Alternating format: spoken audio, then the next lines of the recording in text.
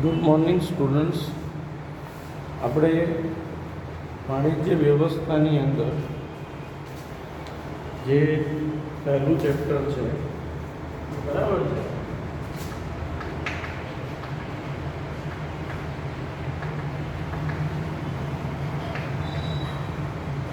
એની અંદર જે આપણે છેલ્લે બધા સંચાલન છે એના કાર્યો જોયા હતા, બરાબર છે.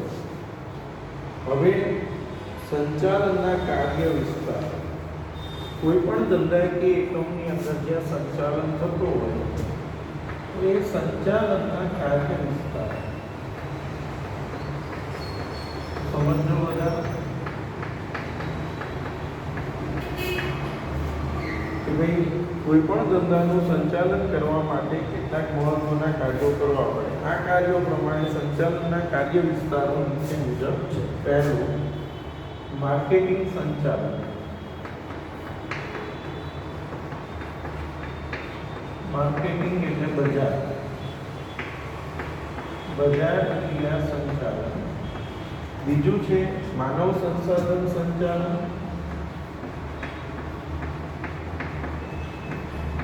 બીજું છે ઉત્પાદન સંચાલન. અને ચોથું છે નાણાકીય સંચાલન. નાણાકીય સંચાલન અને ઉત્પાદન સંચાલન એટલે કે કોઈ પણ ધંધો તમે કરો ને તો તમારે આ ચાર બાબતોનું મેનેજમેન્ટ તમને આવડવું જોઈએ. આ ચાર સંચાલનની જરૂર પડે. આ ચાર મેનેજમેન્ટ સારા હશે તો તમે સારી રીતે ધંધો કરી શકશો. જો આ ચાર મેનેજમેન્ટ નહીં હોય તો તમે સારી રીતે ધંધો નહીં કરી શકો. તો એમાં કોઈ પણ વસ્તુનું કેટલું ઉત્પાદન કરવું એની જાણકારી ઉત્પાદન આપે છે. કોઈ વસ્તુનું કેટલી બનાવવી એ તેના આધારે ખબર પડે. ઉત્પાદન મેનેજમેન્ટ. હવે ઉત્પાદન કેટલું કરવું એની માટે માંગ જાણવી પડે. માંગ કેટલી છે એ જાણવાનું કામ કોનું છે? માર્કેટિંગ. માર્કેટિંગ સંચાલન છે એ બજારમાં જશે, જાણશે કે લોકો કેટલી વસ્તુઓની ડિમાન્ડ કરી રહ્યા છે અને એ માર્કેટિંગ સંચાલન માંગની જાણકારી મેળવશે.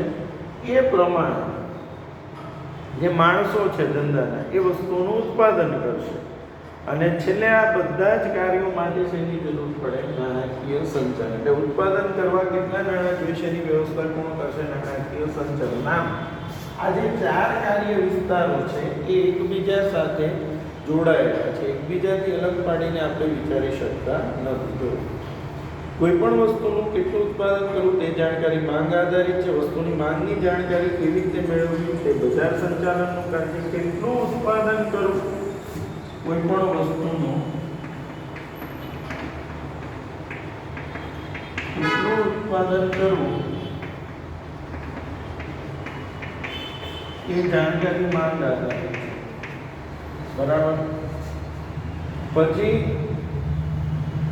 માંગની જાણકારી કેવી રીતે મેળવવી તે બજાર સંચાલનનું કાર્ય છે. માંગ પ્રમાણે ઉત્પાદન માટે કેટલા નાણાંની વ્યવસ્થા કરવી એ નાણાકીય સંચાલનનું કાર્ય છે. અને આ બધા જ કાર્યો કરવા માટે માનવ શક્તિની વ્યવસ્થા એ માનવ સંસાધન સંચાલનનું કાર્ય છે. સૌપ્રથમ માર્કેટિંગ સંચાલન. માર્કેટિંગ સંચાલન હવે તમે સમજો. કઈ વસ્તુ ક્યારે કેવી રીતે બનાવી, વસ્તુનો રૂપ, રંગ, ગંધ, કદ, આકાર, વજન, છાપ, ખાતરી, ગેરંટી, વોરંટી, બરાબર બધી જ વસ્તુઓ છે એ શેમાં આવશે? માર્કેટિંગ સંચાલનમાં આવશે. એટલે જો માલ કે સેવાને ઉત્પાદક પાસેથી ગ્રાહકો સુધી પહોંચાડવાની પ્રક્રિયાને માર્કેટિંગ સંચાલન કહે છે. જો આની વ્યાખ્યા શું? માલ કે સેવાને ઉત્પાદક પાસેથી ગ્રાહક સુધી, ઉત્પાદક પાસેથી ગ્રાહકો સુધી પહોંચાડવાની પ્રક્રિયાને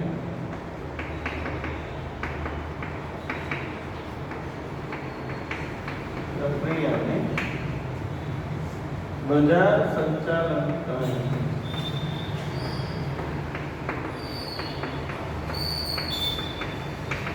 વસ્તુને કે સેવાને ઉત્પાદક પાસેથી ગ્રાહકો સુધી પહોંચાડવાની પ્રક્રિયાને બજાર સંચાલન કહે. બજાર સંચાલનમાં વસ્તુ કે નાણાંના વિનિમય ઉપરાંત મેં તમને શું કીધું? બજાર સંચાલનનું કામ શું છે? કઈ વસ્તુ ક્યારે કેટલી બનાવવી, કેવી બનાવવી, નવું સંશોધન કરવું, બજારમાં નવી વસ્તુઓ મૂકવી, ગ્રાહકો કઈ વસ્તુઓની માંગ કરે છે, ગ્રાહકોને શું ગમે છે, શું ગમતું નથી, એ બધું જ જાણવું. આ બધું જ કામ કોનું છે? માર્કેટિંગ સંચાલનનું છે. બરાબર છે. એટલે જો કે ભાઈ બજાર સંચાલનમાં વસ્તુ કે નાણાંના વિનિમય ઉપરાંત બજાર સંશોધન, વિતરણ વ્યવસ્થા, વેચાણ ઉતરી, સંગ્રહ, વીમો વગેરે અનેક બાબતોનો સમાવેશ થાય છે. બરાબર.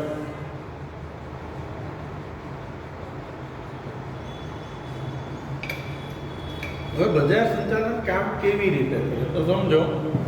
બજાર સંચાલન એક એવી પ્રક્રિયા છે.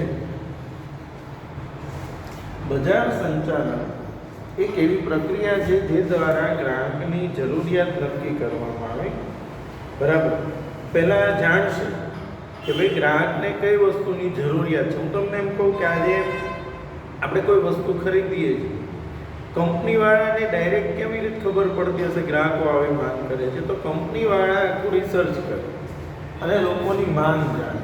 એટલે પહેલાં એ લોકો ગ્રાહકની જરૂરિયાત નક્કી કરે કે ભાઈ ગ્રાહકને કઈ કઈ વસ્તુની જરૂર પડે, તેને માલ કે સેવામાં ફેરવવામાં આવે છે અને પછી આ માલ કે સેવાને આખરી ઉપભોક્તા કે ગ્રાહક કે વાપરનારા તરફ લઈ જવામાં આવે છે, જેથી તે અમુક નિર્દિષ્ટ ગ્રાહક વિભાગ કે વિભાગોની જરૂરિયાત સંતોષી શકે. તેમાં વ્યવસ્થા તંત્રને મળી શકતા સાધનોનો ઇષ્ટતમ ઉપયોગ થઈ શકે એ રીતે નફાકારકતા ઉપર ભાર મૂકવામાં આવે. આ સંચાલનના કાર્યનો ઉદ્ભવ બિંદુ વસ્તુ કે સેવાની માંગ હોય છે અને તેના મુખ્ય તત્વો તરીકે વસ્તુ કે સેવા ભૌતિક વિતરણ નીતિ, કિંમત નીતિ અને વેચાણ અભિવૃદ્ધિ ઉપરાંત પેકેજિંગ વગેરે ગણાવી શકાય. હવે બજાર સંચાલનના કાર્યો, માર્કેટિંગ સંચાલનના કાર્યો, આના 4 કાર્યો આપણે સમજવાના છે.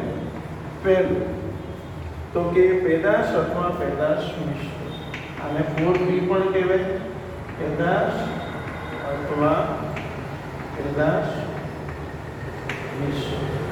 બીજું છે કિંમત, બીજું છે વિતરણ અને ચોથું છે અભિવૃદ્ધિ. પેદાશ એટલે પ્રોડક્ટ,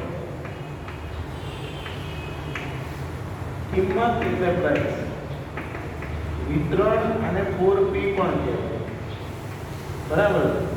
વિતરણ એટલે ફિઝિકલ ડિસ્ટ્રીબ્યુશન,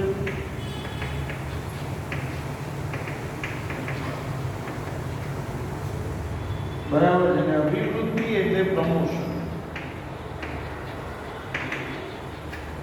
હવે પહેલું પેદાશ અથવા પેદાશ મિશ્ર. તો વસ્તુના રૂપ, રંગ, કદ, આકાર, વજન, છાપ, ખાતરી, ગેરંટી, વોરંટી, કોઈ પણ વસ્તુ છે, જેમ કે આ ચોક છે, કેલ્ક્યુલેટર છે, ટીવી છે, ફ્રીજ છે, એસી છે, આ બધી જ વસ્તુને પેદાશ કહેવાય. તો વસ્તુનો રૂપ, રંગ, કદ, આકાર, વજન, છાપ, વસ્તુ કેવા રંગની બનાવી, કેવા પ્રકારની બનાવી, આ બધી જ બાબતોનો નિર્ણય તેમાં થાય છે પેદાશ અથવા પેદાશ મિશ્ર. નવી પેદાશના ઉત્પાદન અથવા ચાલુ પેદાશના વિકાસના નિર્ણયમાં, નવી પેદાશનું ઉત્પાદન અથવા ચાલુ પેદાશના વિકાસના નિર્ણયમાં પેદાશના રૂપ, રંગ, કદ, આકાર, વજન, છાપ, પેકિંગ, કાર્ય સંબંધી ખાતરી, વેચાણ પછીની સેવાઓને પેદાશ વૈવિધ્યકરણનો સમાવેશ થાય છે. બરાબર. બીજું કિંમત. તો કે ગ્રાહકોને વસ્તુ વાજબી કિંમતે મળવી જોઈએ, કે ગ્રાહકો જે ખરીદવા વાળા છે એને વસ્તુ વાજબી કિંમતે મળવી જોઈએ. બરાબર છે. તેવી અપેક્ષા રહેશે. તેથી પેદાશની કિંમત નક્કી કરતી વખતે ખૂબ કાળજી લેવી જોઈએ. કિંમત અંગેના નિર્ણયોમાં જ્યારે તમે કિંમતનો નિર્ણય, ત્યારે વેચાણ નીતિ, શાક નીતિ, વટાવ અંગેની નીતિ, વેચાણ નીતિ, શાક નીતિ, વટાવ અંગેની નીતિ, એટલે ડિસ્કાઉન્ટ આપવું કે નહીં આપવું, તો કેટલું આપવા વગેરે બાબતોનો સમાવેશ થાય છે. એટલે કિંમત અંગેના નિર્ણયોમાં વેચાણ નીતિ, શાક નીતિ, વટાવ અંગેની નીતિ, જથ્થાબંધ કે છૂટક વેચાણ, મધ્યસ્થીઓનું કમિશન વગેરે બાબતો ધ્યાનમાં લેવામાં આવે છે. ત્યાર પછી આવે છે વિતરણ. વિતરણ અંગેના નિર્ણયોમાં તમે વસ્તુ કેવી રીતે વેચશો? તમે પોતાની દુકાન દ્વારા વેચશો, જથ્થાબંધ વેપારી દ્વારા વસ્તુઓ વેચશો, છૂટક વેપારી દ્વારા વેચશો, એજન્ટ દ્વારા વેચશો કે પછી ઘરે ઘરે માર્કેટિંગ કરશો? તો એ છે વિતરણ, કે વસ્તુ ગ્રાહક સુધી પહોંચાડવા માટે કયા રસ્તેથી વસ્તુ પહોંચાડવામાં આવશે એને શું કહેવાય? વિતરણ. જો વિતરણ અંગેના નિર્ણયોમાં પોતાની દુકાનો દ્વારા વેચાણ, જથ્થાબંધ વેપારીઓ દ્વારા, છૂટક વેપારીઓ દ્વારા, એજન્ટો, વાહન વ્યવહારના પ્રશ્નો વગેરે બાબતો ધ્યાનમાં લે. વિતરણની બાબત ધંધાના કદ અને વિસ્તાર સાથે સંકળાયેલી છે. અને અભિવૃદ્ધિ. અભિવૃદ્ધિ એટલે વેચાણમાં નોંધપાત્ર વધારો કરવાના પ્રયત્નો. વેચાણમાં નોંધપાત્ર વધારો કરવાના વેચાણમાં વધારો કરવા માટેના જે પ્રયત્નો છે એને શું કહેવાય? અભિવૃદ્ધિ. જેમાં માલની જાહેરાત કરવી. હવે તમારે વસ્તુને વેચાણ વધારવા માટે તમે જે જાહેરાત કરો છો, જુદા જુદા ક્રિકેટરો, ફિલ્મ સ્ટાર છે, કંપનીની વસ્તુની જાહેરાત કરે, બરાબર છે? એટલે જેમાં માલની જાહેરાત કરવી, પ્રસિદ્ધિ કરવી, સેલ્સમેન દ્વારા વ્યક્તિગત વેચાણ કરવું તથા વેચાણ વૃદ્ધિ માટે ગ્રાહક અને વેપારીઓને આકર્ષવું. ગ્રાહકોને આકર્ષવાના પગલાં લેવા પડશે અને વેપારીઓને પણ આકર્ષવાના પગલાં લેવા પડશે, બરાબર? વગેરે બાબતોનો સમાવેશ થાય છે. અભિવૃદ્ધિના નિર્ણયોને કારણે કેટલો ખર્ચ થાય છે, પરંતુ તેની સામે વેચાણ વધવાથી એકમનો નફો વધે. આના લીધે ખર્ચો વધશે, કારણ કે તમે જુદા જુદા નિષ્ણાતોને રાખશો એટલે એની પાછળ તમારો ખર્ચો પણ વધશે, પણ સામે તમારા વેચાણમાં પણ વધારો થાય. એટલે આ જો સંચાલનના કાર્ય વિસ્તારોમાં પહેલું આપણે જે શીખ્યા માર્કેટિંગ, સંચાલન. એમાં 4P મેં તમને સમજાવ્યા: પેદાશ, કિંમત, વિતરણ અને અભિવૃદ્ધિ, બરાબર છે? હવે સમજો બીજું જે આપણે સમજવાનું જોઈએ છે માનવ સંસાધન સંચાલન, બરાબર છે?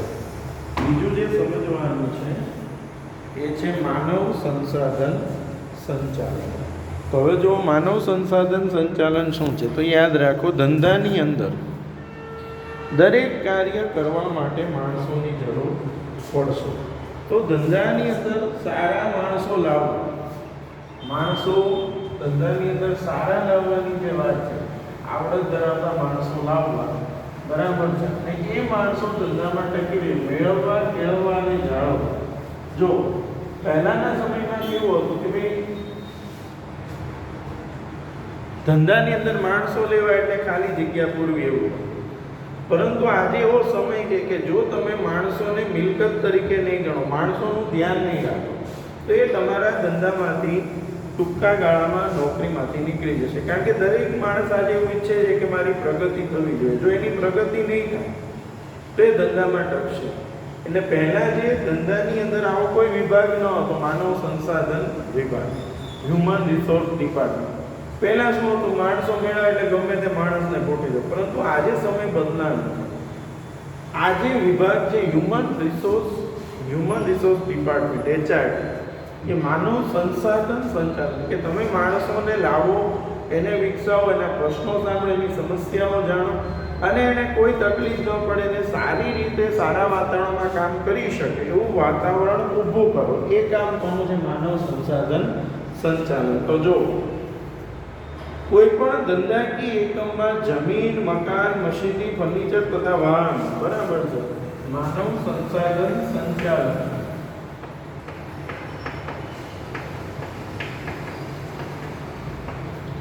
કોઈ પણ ધંધાકીય એકમમાં જમીન, મકાન, મશીનરી, ફર્નિચર તથા વાહનો જેવી મિલકતોનું જતન કરવામાં આવે.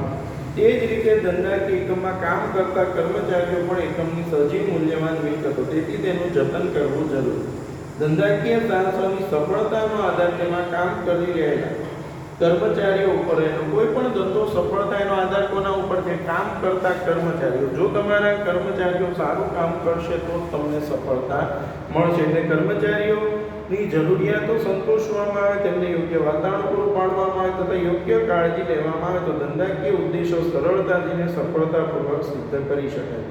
આ પ્રકારની માવજતને કારણે કર્મચારીઓનો જુસ્સો, વફાદારી, જૂથભાવના વગેરેનો વિકાસ થાય અને કાર્યક્ષમતામાં પણ વધારો કરી શકાય છે. હવે તો કે માનવ સંસાધન સંચાલન એટલે ધંધાકીય એકમમાં કામ કરતા કર્મચારીઓનું કૌશલ્ય, જ્ઞાન, બુદ્ધિ, ગમો, અણગમો. જો એમનું કૌશલ્ય, જ્ઞાન, વૃદ્ધિ, ગમો, અણગમો, વ્યક્તિગત વિકાસ, જરૂરિયાત વગેરે જેવી તમામ બાબતોને ધ્યાનમાં લઈ તેને કંપનીના ઉદ્દેશો સાથે સાંકળી ધંધાની સફળતાના તથા નફાકારકતાના માર્ગે લઈ જવાની પ્રક્રિયા છે. કર્મચારીઓનું કૌશલ્ય, બુદ્ધિ, જ્ઞાન, ગમો, અણગમો, વ્યક્તિગત વિકાસ, જરૂરિયાત જેવી બાબતોને ધ્યાનમાં તેને કંપનીના ઉદ્દેશો સાથે જોડી, બરાબર, એને શેની સાથે જોડી દો? કંપનીના ઉદ્દેશો સાથે જોડી ધંધાને, બરાબર છે, સફળતા તથા નફાકારકતાના માર્ગે લઈ જવાની સમગ્ર પ્રક્રિયા. આને શું કહેવાય? માનવ સંસાધન સંચાલન. એટલે જે ધંધાકીય એકમમાં કામ કરતા માણસો છે, બરાબર, એનું કૌશલ્ય, જ્ઞાન, બુદ્ધિ, ગમો, અણગમો, વ્યક્તિગત વિકાસ, જરૂરિયાત, બધી જ બાબતોને ધ્યાનમાં લઈ એની પ્રગતિ થાય તેવા જે પ્રયત્નો કરવામાં આવે છે તેને માનવ સંસાધન સંચાલન કહેવાય. હવે માનવ સંસાધન સંચાલનની લાક્ષણિકતાઓ છે.